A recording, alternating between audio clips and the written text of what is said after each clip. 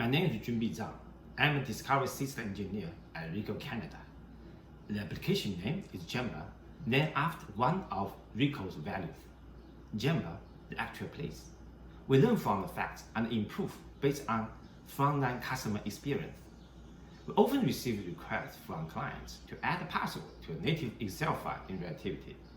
Instead of exporting the Excel file, applying the password manually, and import them back into Relativity by system or client admin, GEMBA can automate this process with limited manual work. GEMBA uses Relativity customer page, client API, transfer API, and C# to achieve this. As both Relativity master and programmer, I'm able to use my coding ability to find innovative solutions for processes that I'm familiar with.